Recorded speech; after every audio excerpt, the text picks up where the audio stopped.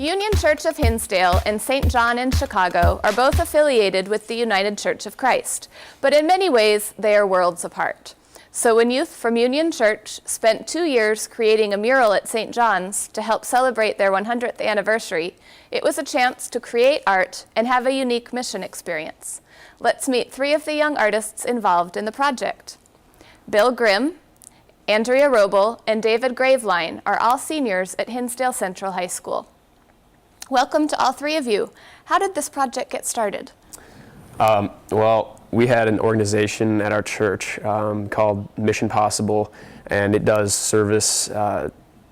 different service things every month, serving at the soup kitchen and doing volunteer work at the local forest preserve and things like this. And so we were in a mission partnership with St. John's, we just gave money to them every year. Okay. And so they needed a new mural on the back of their church. And my mom kind of started Mission Possible, and so she just went to me because she knew I did art.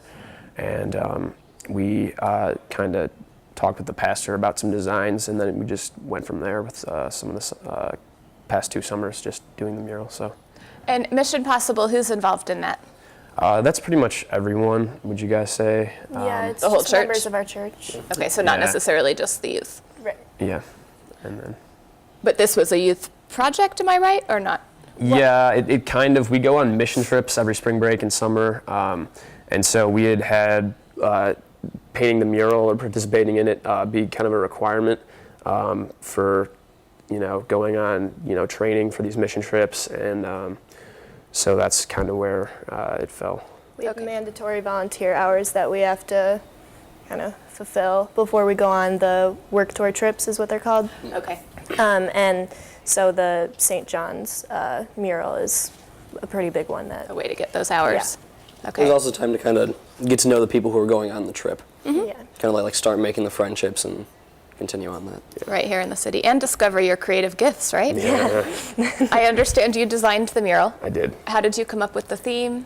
Well, I had talked with the pastor of the church, and she wanted the one side of it, she wanted it to be in 2 halves, and she wanted one side to represent the diverse neighborhood that St. John's was in, because they have, a bunch of different races that go to their church. And so we had talked about it, and she said, well, why don't you draw Jesus or paint Jesus on one part of it? And so that's where Jesus on the door came from.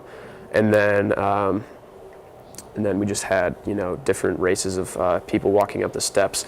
Okay. And then the left side, she was really inspired by the loaves and fishes story in the Bible. I don't really remember how she got inspired by it, but she wanted that on the left side. And then so she said, do something with that and a cross. And we just kind of worked out details from there about the rest of it. How big of a space are we talking about?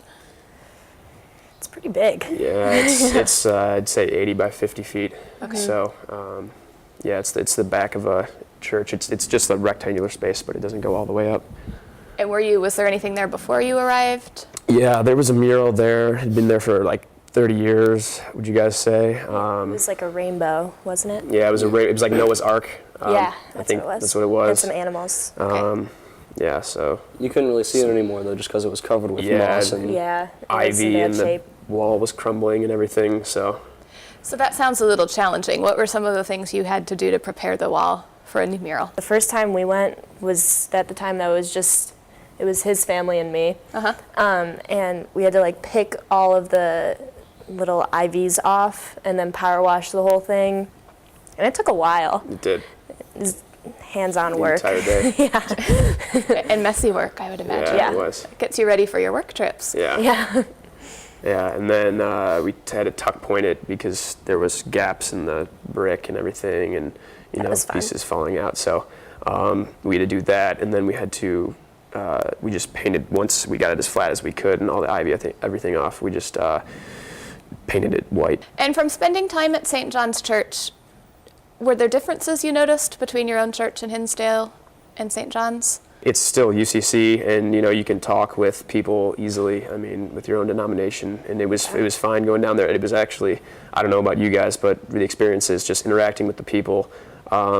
it's different because we're so used to, we kind of live in this bubble in Hinsdale that we live in with just a bunch of rich white people, and it's we got to interact with all these people who are share our same faith, but totally different, socioeconomic class and everything. So. Yeah, I think that was my favorite part, was interacting with the people there. The woman that we worked with closely was named Charlotte. Okay. And every time we went, she was so involved with the whole process. She would help us work on it, and she lived right next door, and so she would take us into her house. She would show us around the church. She was great. I love her. It took 2 years to finish this project. It Can you did. explain that to me a little bit? Well, they were having a 100-year anniversary celebration this past fall in November or October, and they wanted the mural done before then, so they came to us in the summer of 2008. Didn't get started until the summer of 2009 because they came kind of in August and with the request for the mural. And so we had started off with kind of having it be all the youth doing it as kind of with these practices for work tour, required training and everything. But then it kind of fell off and nobody really did it. So I took the main role of painting it. And that's why, it's just because it was a giant wall and you can only get so much done in a day. It took almost one whole summer to just prime the thing. Yeah. Okay. So it was a hefty task, to say the least. And usually on a good day, we'd only have probably about 5 or 6 people working on it. Right, All right. yeah. There were times when there was 15 kids, and then there was other times that there was, like I said, 3 kids. Thank you, Bill. Thank you, Andrea. And thank you, David.